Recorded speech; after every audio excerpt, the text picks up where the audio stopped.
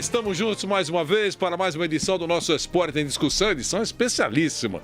Nesse Natal, dia 25 de dezembro, bom Natal para você. Ainda dá tempo depois do programa de você correr para almoçar com a família, o que todo mundo vai fazer aqui. Espero que essa noite que antecedeu essa véspera de Natal tenha sido muito legal para todo mundo. Pelo menos fiquei sabendo aqui, todo mundo ganhou presentes.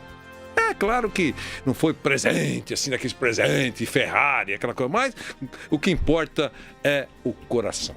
Bonito isso, né? Nós estamos todos na tela, como sempre, no nosso canal no YouTube, Jovem Pan Esportes. Obrigado pelo seu carinho, pela sua audiência. Você que nos acompanha também pela nossa AM 620, pelos nossos aplicativos.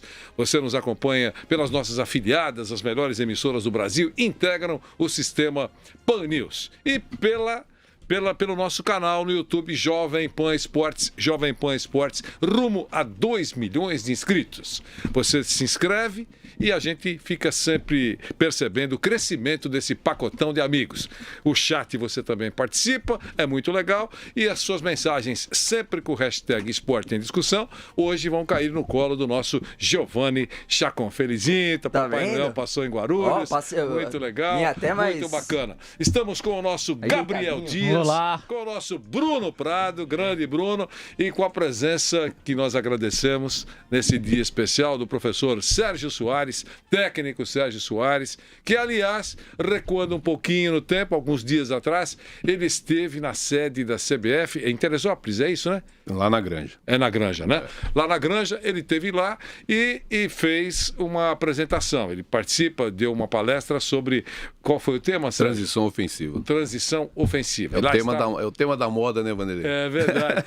Lá estavam os técnicos, mais de 100 treinadores do Brasil, entre eles os estrelados Tite, Cuca, Mano Menezes, toda aquela turma estava lá. Então, nesse início de conversa, nós vamos falar sobre Luxemburgo. Eu sei que você quer saber, o pessoal está perguntando. Vocês vão falar do Luxemburgo, que é o assunto do momento.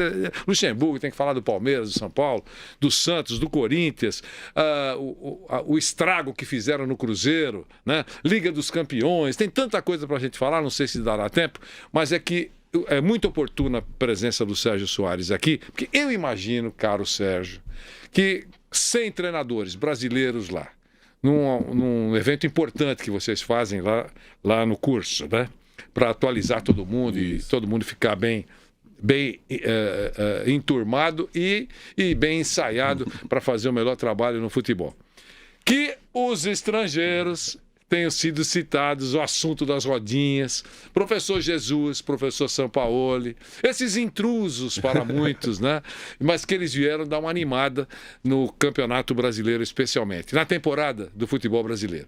Então, Sérgio, queria que você falasse um pouquinho sobre isso. O que está acontecendo? Eu sei que eles não inventaram a bola, não inventaram táticas, né? Não criaram a pólvora, não inventaram a pólvora. Mas por que os técnicos brasileiros não fizeram os times jogar como os deles jogaram nessa temporada? Qual é o mistério ou a dificuldade? Vocês falaram isso lá no café, pelo menos? Boa tarde, Vanderlei. Eu fiz Natal a todos. É um prazer estar aqui com vocês. Evidente que esse assunto ele rodou em todas as rodinhas, né, que tinha lá na Granja. No dia que eu passei um dia inteiro dando palestra para licença A. Nós tínhamos, na verdade, 200 treinadores lá, entre licença A e licença Pro, né? E nomes renomados do futebol brasileiro, outros buscando seu espaço e todo mundo se qualificando para que a gente tenha um futebol brasileiro melhor, né? Acompanhando a dupla que fizeram grande sucesso aí nesse ano de 2019. Na verdade, assim, Vanderlei, a grande questão que era mais abordada entre nós lá, era a questão da segurança que os dois treinadores, principalmente o Sampaoli, não digo nem o Jesus, né? Que o Jesus não passou momento de dificuldade durante a temporada. Ele chegou no meio do ano e nesses 6 meses ele fez ganhou. Fez o time andar e o time andou, só perdeu do Bahia, né? No Bahia, o jogo do Emelec, que todo mundo já começou a achar meio estranho, né? E fora isso, não teve nenhum susto durante esse segundo semestre. Já o Sampaoli teve 3 eliminações, né? Além de 2 resultados desastrosos, que foi contra Ituano e Botafogo dentro do Paulista e contra o River Plate do Uruguai, que foi uma desclassificação no Pacaembu na Sul-Americana. E posteriormente uma desclassificação da Copa do Brasil contra o Atlético Mineiro. A conversa era, se fosse um de nós, teria esse respaldo de manutenção com esses resultados do jeito que foi? Eu não teria. Eu entendo o seguinte, que ele estava em 5 meses de preparação, mesmo tendo essas eliminações, é importante a continuidade. Que enxergue o trabalho, o resultado ele possa ver. O São Paulo saiu do Santos, né? Não vai ter a sequência que, de repente, o Santos no ano seguinte, 2020, poderia alcançar os resultados com o trabalho feito na temporada de 19 e colhendo os frutos em 20. Não vai ter. Então, o treinador brasileiro não teria esse tempo que ele teve no mesmo ano. Que a gente perde 3, 4 jogos e sai. Isso não é uma desculpa, né? Não pode soar como uma desculpa. Agora, eu concordo também que o futebol brasileiro, na mão dos treinadores brasileiros, precisa ser mais corajoso. Pode ser um futebol, aí vamos falar sempre das referências, né? Que nós temos 12 maiores clubes dentro do Campeonato Brasileiro, que são referências dentro do futebol brasileiro. E o resto vai ter que acompanhar. Mas as referências, a gente tem Grêmio, a gente, tirando o Santos e o Flamengo, a gente tem Grêmio, tem Atlético Paranaense, que são os times que têm uma proposta mais ofensiva, né? O Fernando Diniz chegou no São Paulo, ainda não conseguiu, né, colocar o seu estilo, mas nós só temos dois. E o Fortaleza do Rogério, com toda a limitação que o Fortaleza tem, o Fortaleza não tem medo de jogar. Ele joga, ele ataca, ele incomoda, ele cria situações, que é aquele futebol agradável que o torcedor quer e quem vive dentro do futebol quer também, e naturalmente acontece resultado. Então, a conversa foi em cima desse tom, né? Porque os caras têm mais tempo, têm respaldo da diretoria para poder ficar dentro de um clube, mesmo com resultados adversos, como foi no caso do São Paulo. Eu não vou nem falar do Jesus, porque o Jesus só teve bons resultados. Agora, eu posso falar do trabalho. Na minha opinião, o Jesus fez um bom trabalho, mas o São Paulo fez um ótimo trabalho, né? O Santos tem uma certa dificuldade, é um time...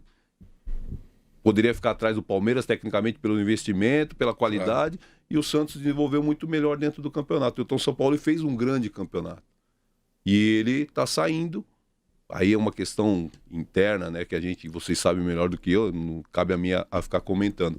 Mas no aspecto técnico, o São Paulo fez um grande trabalho. O Jesus no Flamengo trabalha num 4-2-4, né?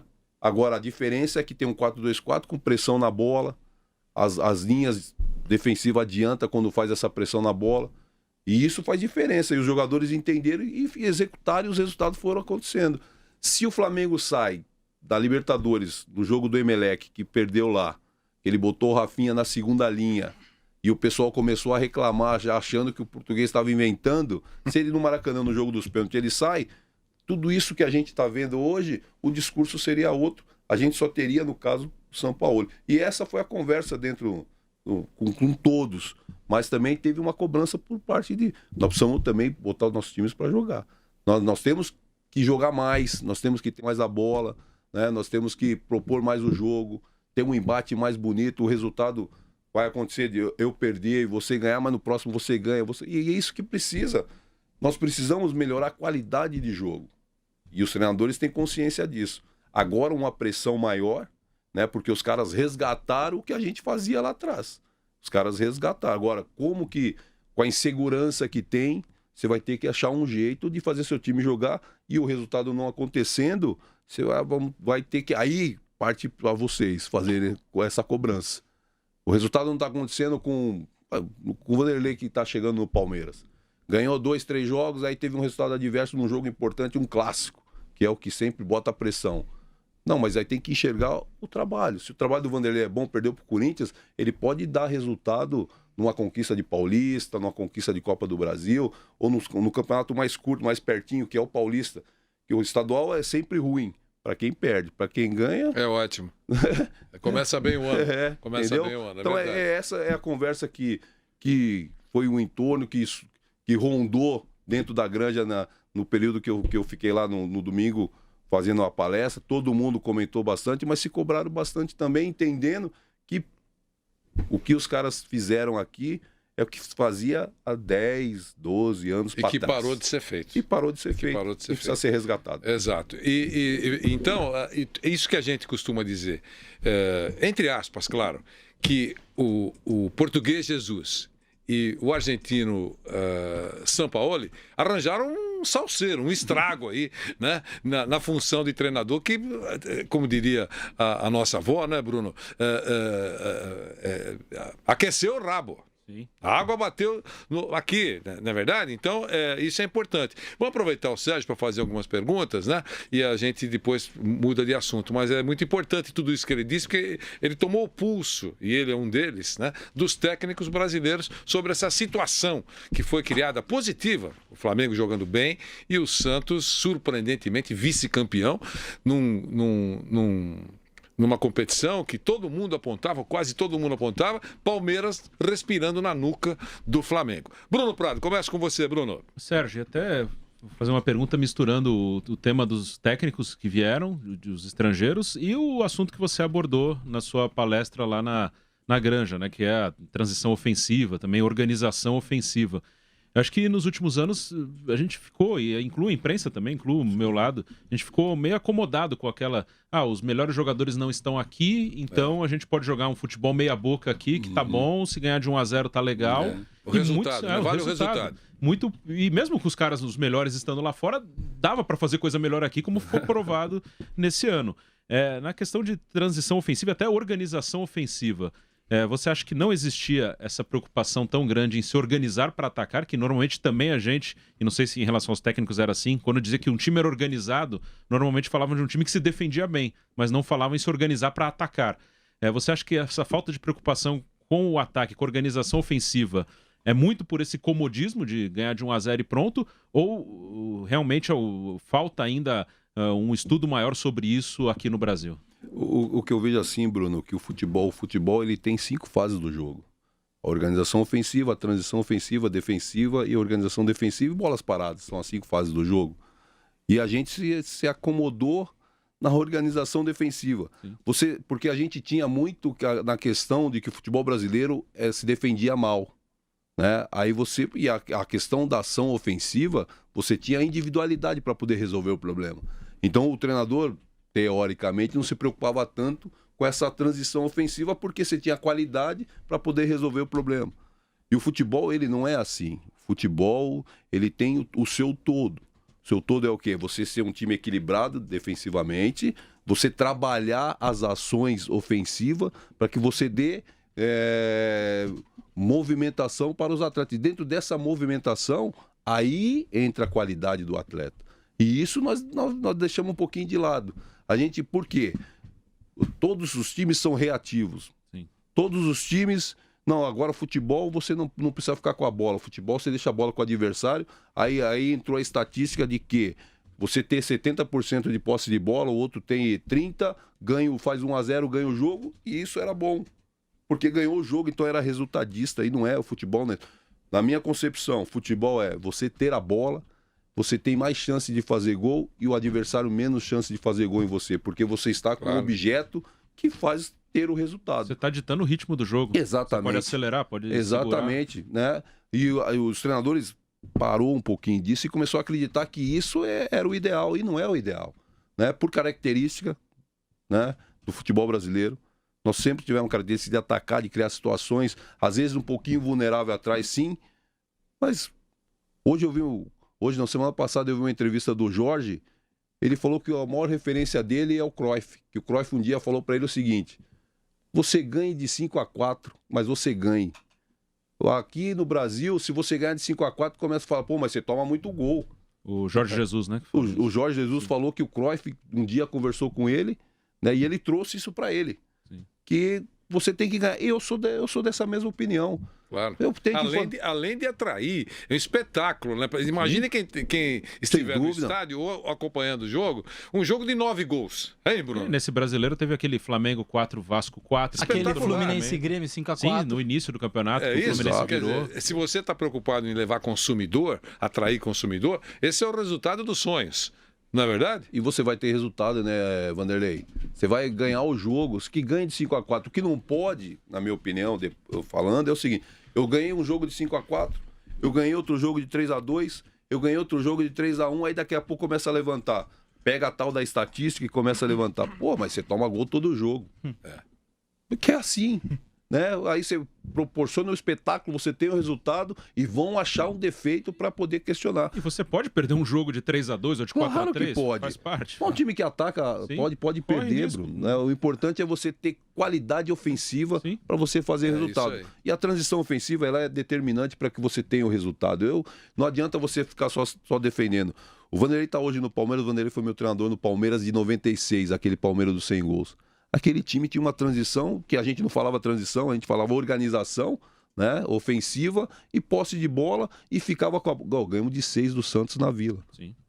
Então, posse de bola. Esse detalhe é interessante porque quando o Barcelona começou a ser visto de perto, para nós aqui, a gente começou até a levantar dados importantes, levava 9 segundos, por exemplo, para recuperar a bola, perdia a bola, 9 segundos depois já estava tomando a bola de novo e ficava com 70% de posse de bola, 80%, essas coisas absurdas. Finalizava muito. Isso, não, mas aí tem aquela conversa, posse de bola não ganha, perde por 1-0, é verdade, pode perder mesmo por 1-0, só que o cara que fica com 80% de posse de bola tem mais chance de ganhar o jogo. Eu não falei que vai ganhar, mas obviamente tem mais chance de ganhar o jogo. Às vezes eu faço uma comparação com o tênis, que é um esporte diferente, mas se eu gosto de ver, na maioria das vezes quem saca confirma o serviço. A chave do jogo é quando você quebra o saque do seu adversário. E por que quem saca normalmente faz o ponto? Porque no saque ele dita o ritmo. Tem um jogador como o Nadal, que é muito forte fisicamente, ele acelera, ele saca forte para o jogo ficar rápido, que o favorece. O Federer, que é mais clássico, ele leva para um ritmo mais lento e mais técnico. Ou seja, quem sacou, teoricamente, levando pro futebol, é quem tá com a bola. Ele dita o ritmo, ele leva o jogo para o ritmo até que dançar, interessa. Pode. Mas a chance dele sair vitorioso é maior. O nosso Gabriel Dias vai perguntar também, aproveitar esse giro com o nosso Sérgio Soares, técnico e que fez uma palestra, é palestrante, é um estudioso do futebol e é um cara que está mergulhado nisso há muito tempo. Vamos aproveitar o Sérgio. Sérgio, um prazer receber você aqui na Jovem Pan. Você falava bastante desse assunto que é realmente preocupante, né? Da troca frequente dos técnicos, os clubes que não seguram treinadores. Eu acho que isso não pode acontecer. Mas como é que fica o lado do treinador? Por exemplo, nas últimas 3 rodadas do Campeonato Brasileiro, nós vimos uma cena que, no mínimo, foi chocante. Porque 2 equipes ali envolvidas no rebaixamento, o Adilson Batista, que estava no Ceará, foi pro Cruzeiro, que demitiu o Abel Braga.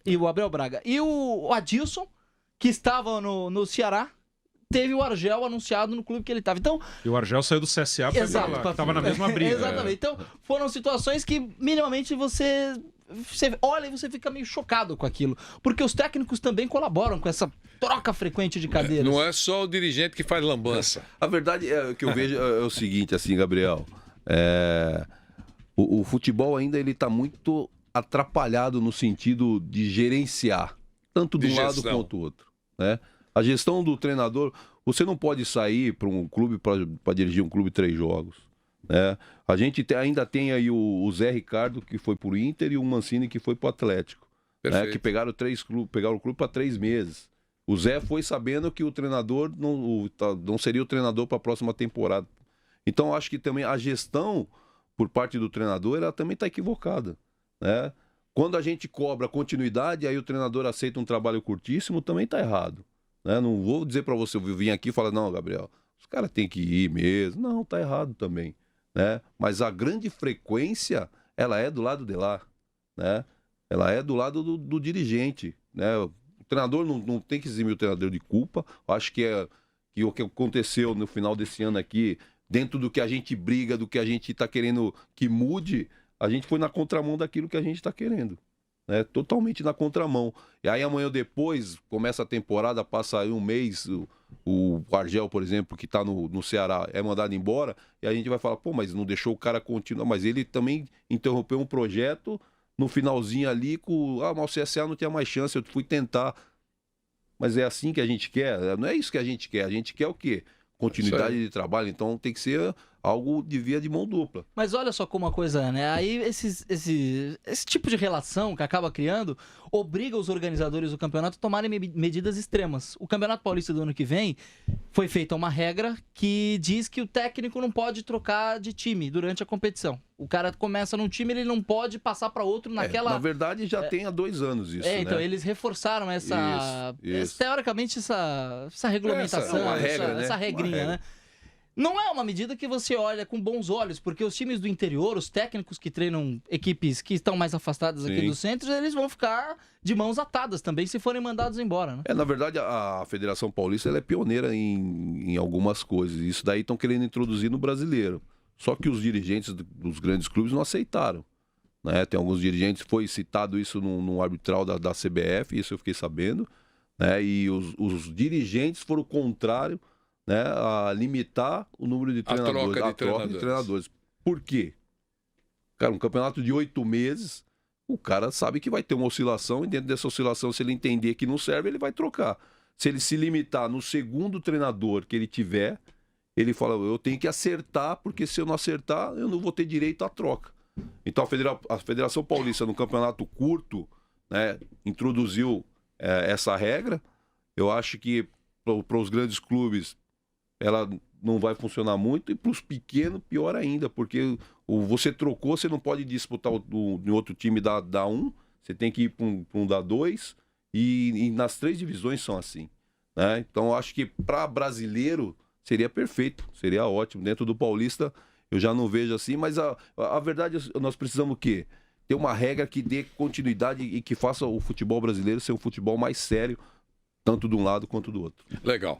E o pessoal diz o quê, Giovanni Chacon? Na hashtag sempre presente, a hashtag Esporte em Discussão, no chat da Jovem Pan, no YouTube também. Aqui o Ricardo participa, fala, Peixe precisa voltar a vencer no Paulistão. Sampaoli não honrou a camisa do Santos. Que bravo o Ricardo, o torcedor do Santos. O Guilherme fala aqui, ó, de presente de Natal, que bacana. Que coisa linda ver e ouvir o pessoal da Jovem Pan. Um abraço a todos. E o Carlos aqui, ó, o Lugano disse que estava falando com o Cavani. Será que pinta no São Paulo? É difícil, né?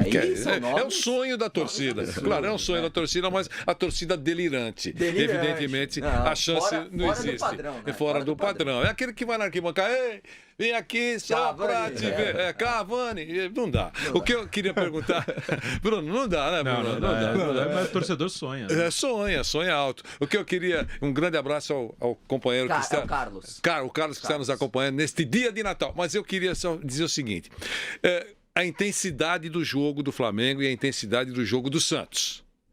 E molecada e os mais veteranos correndo, marcando e tal, velocidade, gostoso de ver o jogo, né, Bruno? A gente para ver. Lembra aquela conversa? O Santos vai jogar?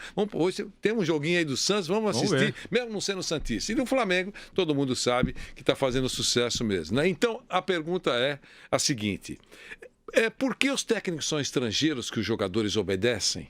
Se aquela mesma determinação, porque o técnico deve falar alguma coisa para eles, né?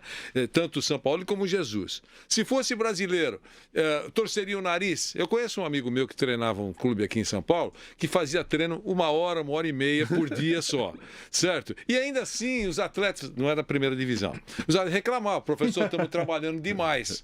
Aí ele ficou inconformado, mas vocês trabalham 1h30, vocês estão reclamando. Então, se fosse, por exemplo, São Paulo, os caras vão treinar 3 horas, professor. Eu queria que você falasse sobre isso. É isso ou não é? Tem muita questão do tamanho também, né, Vanderlei? Tamanho do técnico. Do treinador. Tamanho né? currículo e tal. Tem. Isso tem muito. Por exemplo, a gente vamos tirando um pouquinho do São Paulo e do Jorge e do Jesus. A gente pode dizer, quando o Filipão chegou no Palmeiras no lugar do Roger. Isso. O Palmeiras teve uma... Chamaram a cavalaria. O Palmeiras teve uma outra postura, né, para o vestiário. Né? O Roger é um baita treinador. O Roger é um excelente treinador. Claro. Né? É um treinador com muita qualidade. O trabalho do Bahia, que ele fez no Bahia, é prova disso. O trabalho que ele fez na reconstrução do Grêmio, que depois o Renato pegou, também é prova disso. Só que o currículo do Filipão é extenso. E o Filipão chegou no vestiário com todas aquelas feras, né, amansou, adestrou, bateu o campeão. Então o tamanho do treinador... Sacou, escalou, ameaçou colocar, mandou voltar para o banco e todo mundo ficou pianinho. Se fosse o Zezinho, o técnico, seria um inferno para ele. Sem dúvida. É verdade? Você é treinador. Sem dúvida. Isso daí faz a diferença agora. Para você apostar no novo, você precisa ter uma diretoria que te dê respaldo. Perfeito. Que entra no vestiário, assume, chama que aqui vai, o treinador é fulano, ciclano, você tem que fazer, se não fizer, vai sair do time, não vou te mandar embora, mas você vai sair do time. E tem que ser assim, precisa ser respaldado. A gente questiona-se muito, teve um período que questionou-se muito os treinadores mais velhos, mais experientes. Né? Não, precisamos ter o processo de renovação. Verdade. E aí começou a botar a rapaziada jovem, só que não dava respaldo. Né? Foi vários os times aí que começaram a botar exemplo o Carille, né? Que o Fábio assumiu o Corinthians e todo mundo achou que todo mundo ia achar o Carille no seu time. Só que não dava respaldo, o cara ficava 2, 3 meses e tirava o treinador jovem. Então acho que além do treinador, o tamanho do treinador, precisamos ter aí um respaldo do diretor executivo, que é a figura que hoje tem dentro do futebol, todos os clubes têm, respaldar, né, o treinador para que ele se imponha o seu estilo de jogo, não tenha receio de falar, se eu perder 3 eu vou sair. Não, trabalhe, se o seu trabalho for bom e se eu enxergar que o seu trabalho é bom e o resultado não está acontecendo, eu sei que vai chegar à frente, eu vou convencer o meu presidente a te manter para que você faça o seu trabalho e os jogadores têm que saber que você vai fazer, vai ter a continuidade. E isso é fundamental para que a gente tenha aí essa intensidade, para que a gente tenha um futebol melhor. Os treinadores brasileiros precisam ser mais respaldados. Os 2 que chegaram, né? O São Paulo veio de uma seleção, uma Copa do Mundo, seleção da Argentina. O Jorge veio do Al Hilal da Arábia Saudita, que eu conheço bem, né? Que fizeram a semifinal do Mundial.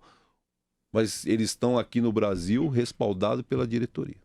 Entendi. Nós vamos para um rápido intervalo e na volta eu vou fazer uma pergunta agora para você acompanhar a resposta do nosso Sérgio Soares daqui a pouquinho. Ele citou o Roger Machado. Técnico muito bom mesmo, um cara finíssimo, né? Elegante, inteligente, muito legal. E que recentemente deu uma entrevista falando de racismo, que ocupou o espaço da imprensa inteira, está sendo elogiado até hoje, foi homenageado por políticos aproveitadores, mas uma homenagem justíssima para o Roger Machado. E ele fez um pronunciamento depois de um jogo, falando do negro, né? E eu queria aproveitar e ouvir também do nosso Sérgio Soares o que ele achou do irmão dele, Roger Machado, depois daquela entrevista que todo mundo aplaudiu. As pessoas lúcidas, as pessoas inteligentes, as pessoas que com muito estudo e aquelas sem grande quantidade de anos estudados, mas pessoas normais acharam espetacular o que ele falou. Então nós vamos para um rápido intervalo, já voltaremos neste nosso Esporte em Discussão especial. Falei para toda a turma que vamos vestir Papai Noel, mas é um negócio tão antigo, todo mundo Papai Noel, o veio o Chacon vestido com pompom. Tô falando, só assustou, meu Deus do céu. Tira isso que vai assustar o nosso internauta. Já voltaremos dando sequência ao Esporte em Discussão.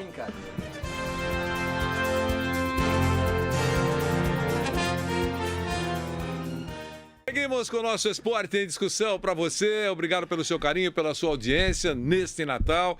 Continue participando com o nosso chat. Se inscreva no nosso canal Jovem Pan Esportes, aumentando o nosso pacotão de amigos. O nosso Giovanni Chacon vai trazer mais mensagens, mas antes ficou pendurada a pergunta que nós fizemos para o nosso Sérgio Soares a respeito daquela entrevista brilhante do Roger Machado, falando do negro, do racismo. E ele deu uma aula, na verdade, para todo mundo. Sérgio, e aí? Vanderlei, eu fui contra o Fluminense, né? Que jogou o Fluminense e Bahia, tinha o Roger de um lado, o Marcão do outro. 2 negros? 2 negros e uma minoria dentro da Série A do Campeonato Brasileiro. Que eram os únicos, né, naquele momento. Sim, minoria. E se a gente pegar a Série A, Série B e Série C, tem o Emerson Maria que hoje está na Chapecoense, trabalhou até há pouco tempo no Botafogo de Ribeirão, né? E eu sou um dos caras que está trabalhando, então a gente tem quatro treinadores negros dentro do futebol brasileiro, assim que o pessoal conhece um pouco mais, né? Então é um número muito baixo, né? E o Marcão vieram a conhecer agora, quando ele assumiu o Fluminense como treinador. Sim, o Marcão ficou como interino, na verdade, né? Não foi efetivado. Exatamente. Né? Tanto é que contrataram o Odair. Então a gente pode analisar aí, falar que dentro do futebol brasileiro você tem 3 profissionais aí que seguem na luta aí para desenvolver como treinador. Eu compactuo com o Roger. Eu acho que há sim o racismo, né? Eu acho que e não é dentro do futebol, é um racismo na sociedade, e o futebol ele faz parte da sociedade, né? A gente não pode achar que o futebol é um mundo à parte, claro, né? E com isso a raça negra ainda tem pouco espaço, né, dentro do que é posição de liderança, né? Que ser treinador é uma posição de liderança, e a pessoa negra, não estou falando nem o treinador negro, a pessoa negra, ela não tem esse espaço ainda para poder, né, mostrar que tem capacidade, né? Eu também não vou ficar aqui me vitimando, acho que precisa se capacitar também para você estar numa posição de liderança, né? Dentro do futebol, eu posso garantir para você, eu nunca sofri preconceito direto. Jogando bola? Não, nunca. Nem jogando, nem como treinador. Minto, como treinador dentro do campo, lá em Caxias, que lá, né, você fica no banco, os gaúchos, né, ali foi o único lugar que eu me lembro que eu tive um ato de preconceito contra a minha pessoa. E como você reagiu?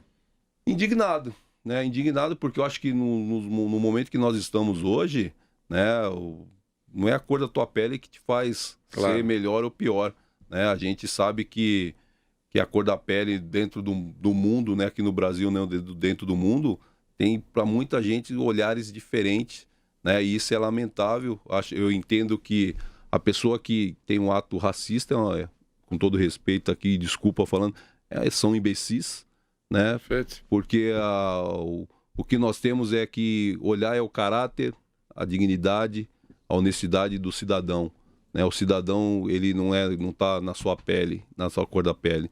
O cidadão está no ser humano, né? De você ter os seus valores, de você poder, né, ter oportunidades e se preparar para essas oportunidades, e que as pessoas consigam enxergar, né, que o negro tem capacidade assim como qualquer outra pessoa, desde que ele se prepare, né? Dentro do futebol, eu acho que a gente tem muitos atletas negros, né? E quando você tem que se preparar para poder exercer uma posição de liderança. Hoje o Marcos Assunção é diretor executivo no Água Santa, então o Marcos se preparou. O Sampaio hoje é auxiliar dentro da seleção brasileira. Roque Júnior. O Roque Júnior também é diretor na Ferroviária, né? Então, você se capacitaram, né? A gente precisa se capacitar e ter, assim, um olhar diferente da sociedade para o negro dentro do Brasil, principalmente que é onde a gente vive. Legal, muito legal.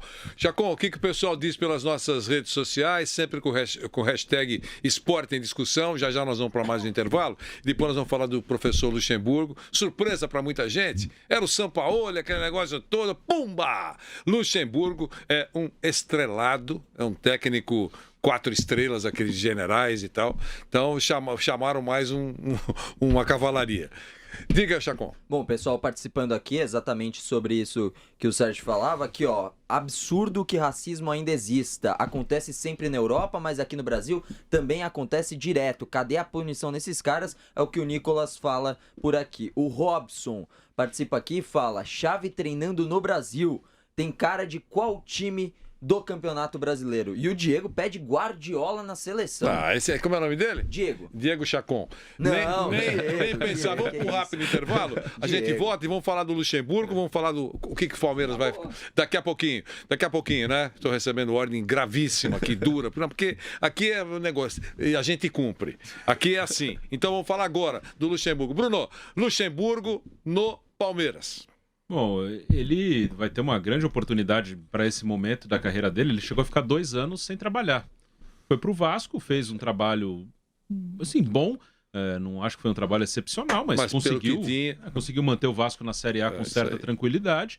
E agora ele vai ter uma chance no Palmeiras, né? O que fica estranho é que claramente o presidente do Palmeiras, quando fez um discurso na saída do Mano Menezes, ele estava se referindo ao Jorge Sampaoli. Sem dúvida. Ele estava falando... Era o plano A, né? Sim, e ele falou de uma maneira, deu características de treinador que na verdade não era que ele queria um treinador com aquelas características, ele queria o Jorge Sampaoli, ele queria o nome, o cara que estava ali, que terminou bem o campeonato, que era bem provável mesmo que ele saísse do Santos, todo mundo já imaginava isso, ele queria o Sampaoli, mas ficou claro que ele queria o nome, porque quando não veio o Sampaoli, ele foi buscar o Luxemburgo, que é um perfil bem diferente, não quer dizer que não possa dar certo, claro que pode dar certo, pode conseguir resultado, conseguir títulos, o Felipão há pouco tempo conseguiu no Palmeiras, o Luxemburgo pode fazer um bom trabalho num time que hoje tem dinheiro, tem estrutura, tem bom elenco, mas dá para ver claramente que não era o que o Gagliotti falou, não era uma ideia de jogo, o que o Palmeiras quer, eu quero um time para jogar dessa forma, ele queria um nome, não deu, ele foi buscar outro nome,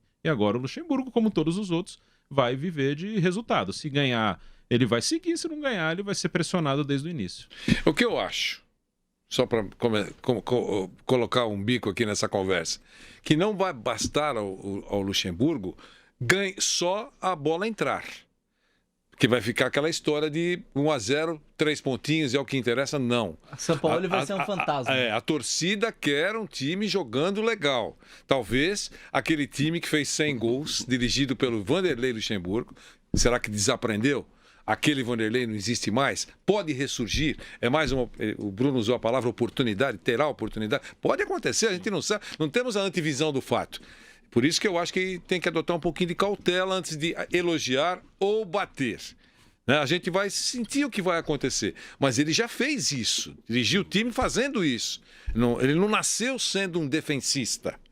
Tá certo? Então o Gabriel vai falar sobre o Luxemburgo, o nosso queridíssimo Chacon vai trazer mensagem, o Bruno vai complementar e o ex-atleta do Luxemburgo vai falar também, né? Diga, Bruno. E aí uma coisa que me deixa muito em dúvida se ele pode fazer esse tipo de jogo hoje, ele fez muito, é um dos grandes treinadores da história do futebol brasileiro, é o Vasco mesmo. Apesar das limitações do Vasco, era um time que estava totalmente voltado para jogar nos contra-ataques. E aí fala, o time era limitado. Era, mas o Sérgio mesmo citou um time que tinha suas limitações e atacava, que era o Fortaleza. O Rogério no Fortaleza, que não acho que o elenco do Fortaleza era melhor que o do Vasco. Ele tinha uma outra proposta, né? O Luxemburgo ele nem tentou colocar essa proposta no Vasco. Ele logo de cara já partiu para um jogo mais reativo. Agora ele vai ter que trabalhar de outra maneira e vamos ver se ele tentou salvar o Vasco. Tava numa pindaíba que eu vou dizer uma coisa para você. Agora nós vamos para o rápido intervalo. Sérgio, eu volto com você, volto com o Gabriel. Este é o nosso Esporte em Discussão.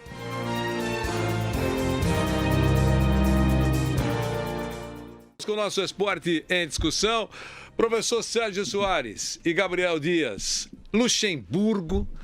Vocês não opinaram aqui no programa sobre a chegada dele. Olha o que nós estamos falando faz tempo sobre o Luxemburgo, desde quando ele foi contratado pelo Palmeiras agora. Então, queria ouvi-lo, Sérgio.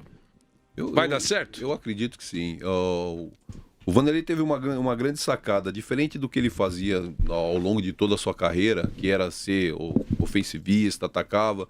Ele chegou num time no meio da temporada, chegou num time com inúmeras deficiências técnicas, até que ele teve que reestruturar o time no Vasco, revelou o Thales dentro de um caldeirão, né, de uma turbulência, um moleque com uma qualidade incrível, botou aos pouquinhos, o moleque mostrou personalidade e botou para jogar. Tem um jogador no Vasco que foi meu jogador no Ceará, que é o Arthur, não, é o Raul, né, que também tem uma boa saída, e ele entendeu que o Vasco não dava para jogar com o peito aberto, né? Diferente do que ele fez ao longo da carreira dele inteira, de atacar, de propor jogo, de ser um treinador que gosta da bola, né? E no Vasco ele fez diferente, né? Foi para salvar o Vasco. E agora ele vai voltar para dentro daquilo tudo que ele sempre gostou de fazer. Não foi só no Palmeiras. Foi no Cruzeiro na Tríplice Coroa, foi no Corinthians de 99, que foi campeão brasileiro, né? Então foi no próprio Bragantino de 90. Então o Vanderlei está tendo a oportunidade de fazer tudo o que ele fez ao longo da carreira dele. Está num clube onde tem o recurso financeiro, que é onde ele sempre trabalhou, nos clubes que deu resultado e que tinha a parte financeira forte, que o Palmeiras tem. Então eu vejo agora o Palmeiras com bons olhos com o trabalho do Vanderlei. O Vanderlei focado, o Vanderlei, né, querendo mostrar para um monte de gente aí que falou que ele era ultrapassado, né, que ele pode desenvolver um grande trabalho. Evidente que vai ficar uma expectativa muito grande em cima do trabalho do Vanderlei. Sem dúvida. Né, porque todo mundo está esperando um pouquinho do Vanderlei lá de trás e muita gente está olhando e falando, o Vanderlei não consegue mais. Então o Vanderlei sabe o tamanho da responsabilidade que ele tem, né? Ele sabe que o Palmeiras tem aí pelo caminho, é Libertadores, é Paulista, é Copa do Brasil, vai ter que chegar. E para chegar, ele tem que pôr tudo aquilo que ele sabe. E eu tenho certeza, Vanderlei, eu tenho certeza que o Luxemburgo vai fazer um grande trabalho no Palmeiras. O Palmeiras vai ser um time completamente diferente do que foi nos últimos 2 anos. Na proposta ofensiva, de ser um time que vai atacar o adversário, que vai ser o que é o Palmeiras na sua história, que é a academia. Futebol jogado, futebol agressivo. A gente tem que respeitar a história do clube. O Palmeiras, na história do Palmeiras, sempre foi academia. Na história do Corinthians, sempre foi um time de raça, né? De força, de luta e tal. Então, o Vanderlei tem um elenco, vai ter que contratar um ou outro, vai ter que dar uma mudada, mas ele tem possibilidade, ele é um cara super inteligente, enxerga mercado. Foi assim que ele fez no Palmeiras 96, no Palmeiras 93, 94, que saiu da fila do Paulista. Foi assim no Corinthians, né? O Vanderlei, quando tem recurso financeiro, o homem é poderoso. Eu acredito muito no trabalho dele. Bom, o torcedor do Palmeiras que ouviu o Sérgio agora já está pulando aqui, pulando, soltando rojões, né? Tomara que seja assim mesmo, a gente torce sempre a favor, sim, evidentemente. E o nosso Gabriel Dias, falando do professor Vanderlei Luxemburgo. Vanderlei, não dá para dizer que o Luxemburgo não vai mais voltar no auge que ele teve ali na década de 90, nos anos 2000. É inegável que os últimos trabalhos dele foram razoáveis, né? Acho que o que ele fez no Vasco era o que dava para fazer e talvez ali qualquer outro treinador conseguisse fazer o que o Luxemburgo fez, que já é um grande alívio para o Vasco, que vive flertando com zona do rebaixamento todos os anos. Ele vai chegar num Palmeiras que tem um poder financeiro muito grande. Então, tem duas vias aí para o trabalho do Luxemburgo. A primeira que pode ser o fracasso. E aí, praticamente vai ser muito difícil ele voltar para um time que tenha um poder ofensivo de compra financeira tão grande quanto tem o Palmeiras. Porque aí, além da sombra do Sampaoli, que grande parte da torcida queria, e sempre vai ter essa sombra, se fosse o Sampaoli pelo menos jogava bonito. Se fosse o Sampaoli, esse 1x0 ia ser 1x0 com um show. E vai ter também aquela crítica. Bom, o Palmeiras tem tudo de dinheiro. E aí, por que não foi bem? Então o Luxemburgo vai ter um grande desafio pela frente. E acho que ele não pegava esse desafio desde a tríplice coroa com o Cruzeiro. Vocês lembram o que foi esculhambado o professor Sampaoli na seleção argentina? Ele foi detonado na seleção. Se fossem levar em conta o trabalho que ele fez na seleção argentina, ele estava treinando no Nogueirópolis. E ninguém sabia desse treinador. Então, eu acho que, às vezes, alguns trabalhos não rodam mesmo. Mas isso não significa que o profissional seja uma porcaria. Falando nessa questão do Sampaoli, né? O Sampaoli estava na seleção argentina, ali os jogadores eram maior que ele. A gente não pode negar. Messi, isso aí, Mascherano, Di Maria. Na seleção era maior que ele não conseguiu conduzir aquela seleção, né? Hoje no Palmeiras, imagine o Sampaoli tá no Palmeiras. O Palmeiras, com todo respeito ao Santos, o Sampaoli vai chegar no Palmeiras onde tem recurso, onde tem jogadores que são mais estrelados, né? Então, também fica... Aí eu te digo, fica uma pulguinha atrás da orelha. Será que ele conseguiria também conduzir o vestiário do Palmeiras? Mas ele não chegaria com status? Sim, eu sou o Sampaoli, cara. Chegaria com status. Pelo que ele fez no Santos, né? Pelo que ele é também. E pela história dele, né? Não é uma história que seleção se joga chilena, fora. Seleção argentina. Mas o que eu digo assim, o que eu quero fazer o comparativo é o seguinte: na seleção chilena, ele foi bem. Mas os jogadores da seleção chilena não tinham o estrelato que tinha da seleção argentina. Ele não foi bem na seleção da Argentina. No Santos, não tinha o estrelato que tem, por exemplo, no jogador... Ele era maior que o elenco, eu quero botar... Eu entendi. Né, botar então, isso em discussão. Então, fala do Luxemburgo. Você acha que ele é maior que o elenco do Palmeiras hoje? É menor? A história dele conta? Tipo assim, esse cara já fez, esse cara de bola entende? Ou isso não conta mais? Ih, já passou. O Vanderlei tem uma história, não só a história, tem uma história dentro do Palmeiras. Né? Ele não é só a história profissional do Vanderlei. A história dele que é dentro do Palmeiras. Ele é um treinador extremamente vencedor dentro do Palmeiras. É evidente que não ganhou a Libertadores como o Filipão ganhou, que eu acho que o Filipão tá um patamar acima por ter ganho a Libertadores. Mas o Vanderlei dentro do Palmeiras, ele tirou o Palmeiras da fila do estadual de 17 anos, tirou da fila. Ele fez um Palmeiras jogar nas duas etapas, nas 3 temporadas que ele esteve no Palmeiras, depois veio mais à frente para ser campeão paulista em cima da Ponte. Nos melhores momentos do Palmeiras, que foi da Parmalat, o Vanderlei fez um grande trabalho. Então o Vanderlei, ele tem uma história vencedora dentro do clube. E isso conta muito. Né? Isso conta muito. Mas o Vanderlei ficou 20 anos na crista da onda. Um treinador ficar 20 anos na crista da onda é porque ele tem qualidade. Ele ficou, quanto tempo mais ou menos aí, Bruno? Uns 5 anos sem fazer um grande trabalho. Por aí. Pô, então a gente tem que considerar que 20 anos para 5 tem uma diferença gigantesca, é matemática. E ele tem uma história dentro do Palmeiras. E isso, o fato de ele ter uma história dentro do Palmeiras faz com que ele chegue grande dentro do Palmeiras. Entendi. Chacon, o que é que diz a nossa turma que participa do nosso programa pelo chat? Você sabe, o nosso canal no YouTube é o Jovem Pan Esportes. Se você nos assiste aqui nesse dia de Natal, é ótimo ter você ao nosso lado. Diga, Chacon. Com a hashtag Esporte em Discussão, o pessoal participa também no chat da Jovem Pan no YouTube. O Pedro participa falando exatamente do Luxemburgo. Luxemburgo no Palmeiras não é uma boa, ele é um ótimo técnico, mas tem muito mimado no meu Verdão. Vão querer derrubá-lo. O André participa aqui. Ibrahimovic revolucionou a MLS e tem a cara da Fiel. Poderia pintar no Corinthians. E o Leonardo aqui, ó. Luano Corinthians, reforço para 2020. Vamos levar tudo. Guardadas as devidas proporções. Lembra muito o Agüero, é o que fala aqui o Leonardo. Leonardo, esse é outro Léo Chacon. Agora, eu queria só dizer o seguinte para todos vocês. Vamos falar, a gente vai falar do Corinthians, vai falar do Santos um pouco mais. Tem outros assuntos aqui, eu estava dando uma olhadinha na nossa rede social. Pessoal, vocês não vão falar do VAR? Foi péssimo esse ano ou ajudou? Fez justiça?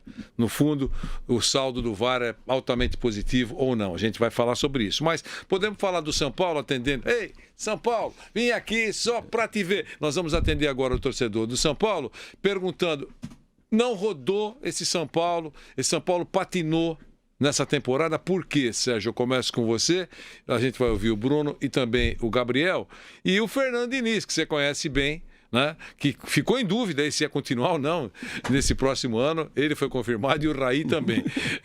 Acho que ambos foram confirmados porque conseguiram a vaga para a Libertadores, né? Se não tivesse acontecido isso, ia ser uma tragédia, do jeito que a coisa funciona lá no São Paulo, que é uma efervescência.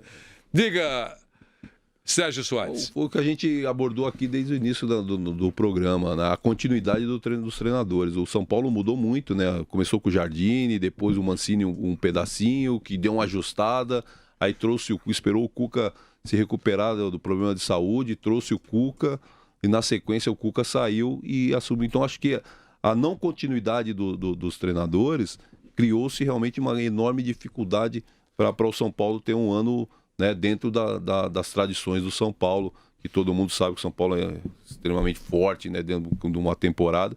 Eu acho que isso fez diferença, né? A partir do momento que acho que o São Paulo errou já no final do ano passado, quando tirou o Aguirre. Quando tirou o Aguirre, devia ter deixado o Aguirre um pouco mais até o término e na sequência trocasse e colocasse o Jardine. Então o Jardine já trouxe uma pressão do ano anterior, né? Aí na sequência o Jardine não conseguiu os resultados e já trocou, então a não continuidade... Daí aquele exemplo que você deu, né? Não dá para segurar. O Jardine segurar o elenco do São Paulo seria mais difícil. Aí entra, Vanderlei, o respaldo diretivo, né? Do cara bater na mesa. Por isso que eu falo, o diretor executivo, a partir do momento que você acredita num treinador jovem, que você sabe que o vestiário você vai ter que ajudar a ter o controle. Porque se você não tiver o respaldo do executivo de futebol... Do cara que assina o cheque. Aí é problema. Aí não tem jeito. Aí fica difícil. Aí o tamanho faz diferença. Mas se for respaldado, enxergar que o trabalho é bom, que o trabalho pode dar fruto, você tem que realmente, dentro das 4 paredes ali, falar, não, aqui quem manda, vocês vão ter que trabalhar. E o Bruno? Bruno, e esse São Paulo? Fechando o ano, quase fechando o ano, a gente tem alguns programas ainda para fechar o ano, mas falando desse São Paulo, do professor Fernando Diniz e tanta gente, um São Paulo que termina o ano sem ataque. Foi um drama o ataque do São Paulo, né? Qualquer hora eles iam colocar o Jean, que eles contrataram como zagueiro, como goleiro, para ir para centroavante. O São Paulo jogou sem ataque. O Pato não funcionou, o Pablo ficou machucado. Um salseiro. Diga, meu caro Bruno. O São Paulo fez poucos gols no ano, né? Já há um tempo é um time que defende bem e não ataca tão bem. Mas é aquela coisa, o São Paulo não ganha há muito tempo e tem uma frase que as pessoas falam, né? Você faz sempre a mesma coisa esperando resultados diferentes. Então, normalmente, se você faz a mesma coisa, você vai ter o mesmo resultado. E o São Paulo, todo ano, ele faz as mesmas coisas. Todo ano ele troca o técnico toda hora, troca o elenco também, né? A gente fala muito da troca de técnico, mas o São Paulo, ele troca o elenco ao longo do ano, todo ano. Nesse ano, se você pegar o time que jogou a final do Paulista, ele é muito diferente do time que terminou o ano. Depois do estadual, chegou o Pato, chegou o Vitor Bueno, chegou o Tietê, chegou o Daniel Alves, chegou o Juan Fran. E teve mais gente, o próprio Raniel, que já foi embora, também chegou depois do campeonato estadual. Então, do estadual para o brasileiro, o time foi modificado, não só os treinadores, o elenco também. Então, e todo ano acontece isso, né? Todo ano é a mesma coisa. Tem um ou outro que a torcida não gosta, perde espaço, troca o técnico, aí a direção vai buscar uma contratação que vai agradar e busca o Hernanes de volta, busca o Pato, aí busca o Daniel Alves. Aí não estou nem dizendo que foram más contratações. Todos eles, acho que principalmente o Daniel, tem qualidade. Eu não acho que o Daniel jogou mal no São Paulo. Acho que isso também tem muito a ver, uma avaliação negativa que alguns fizeram do Daniel, tem muito a ver com o exagero na expectativa também, de esperar que ele fosse um salvador que chegaria e mudaria tudo. Eu acho que o Daniel jogou bem a maioria dos jogos pelo São Paulo. O Hernanes e o Pato, de fato, não foram bem. O Hernanes muito também por lesões, por problemas físicos. Mas o São Paulo faz todo ano igual. E todo ano ele perde, ele não ganha nada. Então acho que tá na hora de tentar fazer diferente. E para mim fazer diferente é dar sequência a um treinador, dar sequência a um elenco, reforçar só onde precisa e não ficar trocando toda hora. Se o jogador não agrada a torcida, dá força pro cara. O treinador não agrada, dá força pro cara. Analisa exatamente o que a gente precisa. A gente precisa de um cara aqui, um aqui, um aqui. Beleza, vamos buscar isso aqui. Não vamos buscar 6, 7, 8 jogadores. Então o São Paulo ele não dá continuidade a nada, nem a técnico, nem a elenco. Muito nesse desespero de achar de forma até aleatória alguma coisa que vai salvar o São Paulo. E o Gabriel Dias, e você? Vanderlei, é o que o Bruno falou. Ano após ano a gente tá aqui debatendo o São Paulo. A gente sempre usa essa frase, né? No ano que vem, talvez o São Paulo consiga fazer alguma coisa de diferente. E esse talvez nunca chega, né? O ano seguinte nunca vem pro torcedor do São Paulo. O grande problema esse ano foi a diretoria que cometeu muitos equívocos, muitos erros, principalmente na troca ali de comissão técnica, servindo cabeças a bel prazer. E a gente vê já que tem um movimento nessa ala aí que é do lado do Leco, no ambiente ali de São Paulo, que mesmo criticando, quando chegar ao poder, provavelmente vai seguir o que faz o Leco, que é entregar cabeças e assim ele vai sustentando o movimento junto com a torcida que cobra muito. O São Paulo é um time que talvez aqui de São Paulo seja o que mais tem cobrança, no sentido de resultados que não aparecem. Tem uma tese, né? O Vampeta tem a tese de que a diretoria deu tudo que os torcedores pediram. Realmente, aconteceu isso. Aplaudiu o Hernanes. Exato. Aplaudiu o Pato, Jusilei. Pela primeira vez Pablo. Trouxeram um goleiro que não sentia o peso da camisa. Thiago Volpe. Então, o Vampeta tem essa tese. E você não pode jogar a tese do Vampeta pela janela, porque, olha, todos os jogadores, ou quase todos, né? Todos os jogadores que o São Paulo trouxe, quando chegaram Daniel Alves, quando chegaram, teve festa aí. Não foi... É isso, né, Chacon? Você que superficialmente acompanha o São Paulo, mas jogadores, né? Jusilei, Bruno, me ajuda. Bruno, Pablo, né? Mas o Pablo, o Pato, Hernanes, o próprio Volpe. Isso pra mim é um problema, atender tudo que a torcida quer. Não, boas contratações, estou dizendo, boas no sentido de nomes importantes. Sim. O Gabriel Alves, Daniel Alves levou 50 mil pessoas para o Morumbi, parou a cidade aí. Juan Fran. Então, o Vampeta fala isso. Eu acho que os jogadores tinham que render mais. Porque se os jogadores jogassem mais, segurariam o técnico. Sim. Não tinha tanta mudança. Mas eles não gostavam do técnico A? Ok. Aí fizeram uma reunião lá, contrataram o Fernando Diniz. Foram eles que contrataram o Fernando Diniz. Então, tem que render mais, porque se você, é o técnico que vocês queriam, cara. Então, me ajuda aí. Quem é que brinca? O treinador costuma dizer assim, esse centroavante segura meu emprego. É isso, Sérgio, não é verdade? Mesmo, Um centroavante como esse segura meu emprego. Ele põe a bola para dentro, não tem técnico que caia. Não é verdade? Então, eu acho isso. Eu acho que os jogadores foram trazidos. Agora, que a diretoria não é um primor, todo mundo sabe disso. Mas nesse caso... Uma das coisas que eu vejo no São Paulo assim, Vanderlei, os jogadores têm as mesmas características, né? São todos jogadores mais de posse de bola. Você não tem jogador de velocidade. Hoje, futebol, você tem o Antony ali, que é um menino que trabalha pelo lado, mas você precisa ter mais gente como opção para poder ter profundidade, ter infiltração. O Pato é um atacante, mas ele não tem essa infiltração. Então contrataram errado.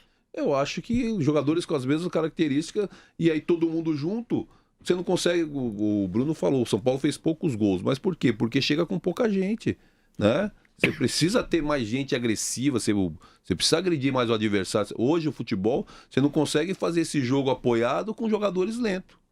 Né? Você precisa fazer um jogo apoiado com um cara com mais dinâmica. A gente está falando aqui de Santos e de Flamengo. Os caras têm dinâmica, têm intensidade. Não dá para o São Paulo ter dinâmica e intensidade com jogadores com as mesmas características. Né? A gente fala que é jogadores de fibra lentas. Né? E você não consegue. Você vai querer um São Paulo rápido se você tem a sua time base. lento. Então isso é uma das dificuldades também. Só os dois meninos mesmo que quebram um pouco, né? O Antony no drible e o Igor Gomes porque entra na área, infiltra, né? Só eles. Bruno, o melhor momento do São Paulo foi quando o Mancini botou alguns meninos e o São Paulo ficou mais rápido. Perdeu um pouco de experiência? Perdeu, mas ficou mais rápido. Então o futebol, ele precisa de velocidade. Não se discute a qualidade dos atletas que chegaram. São jogadores de altíssimo nível. Porém, você precisa ter velocidade. Não é correr com a bola, é fazer o jogo andar mais rápido. Mas para fazer o jogo andar mais rápido, precisa de movimentação. E é isso que o São Paulo, na minha opinião, peca um pouco. Legal, nós voltamos já, vamos para um rápido intervalo. Voltaremos com o nosso Esporte em Discussão.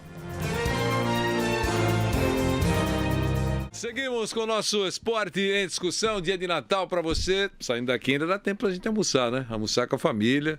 Dá tempo, almoçar um pouquinho mais tarde. Mas também dia de Natal todo mundo almoça mais tarde, né, Sérgio? Verdade. Tiramos você lá da sua casa, daquela mansão, mas você vai voltar em tempo aí.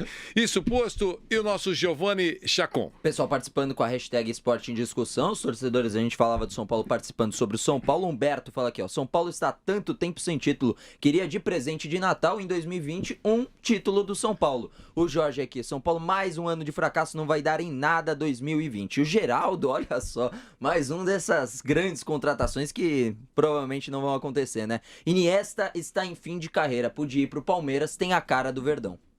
Sabe qual é a chance? Qual é o nome dele? Geraldo Chacon. Sabe qual é a chance? 0.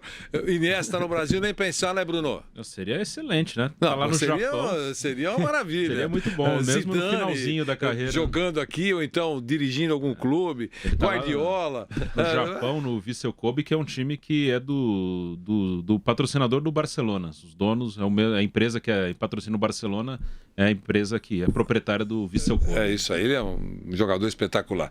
Ô, Sérgio, esse curso aí, antes a gente falar do Santos e do Corinthians, enfim, esse curso que eu sei que é importante, bem feito, com personagens importantes, mas vai fazer com que o técnico brasileiro possa trabalhar no exterior ou não?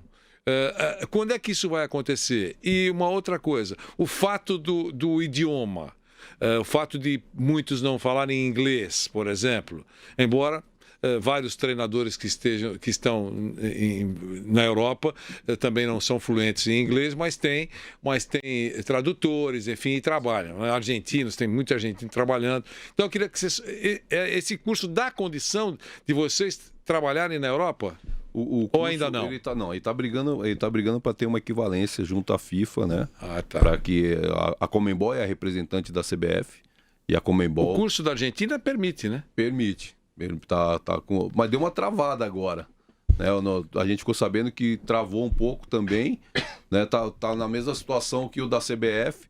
Por quê? Exatamente por isso. Porque o da CBF, a Conmebol não conseguiu ainda equivalência para que esse curso, na verdade, você precisa ter a licença Pro para trabalhar na Europa. O que foi dito lá agora é que se você tem 5 anos de Série A de Campeonato Brasileiro, né, você consegue ir trabalhar na Europa. Por quê? Você chegando com 5 anos de Campeonato Brasileiro e a licença Pro, o clube, vamos falar do Mônaco. O Mônaco vem contratar, o Ricardo Gomes estava lá, lembrei por causa do Ricardo Gomes. O Ricardo Gomes está fazendo o curso, ele está na A, quando ele tiver a Pro, e o Ricardo já trabalhou na França, mas só que ele não fez o EFA.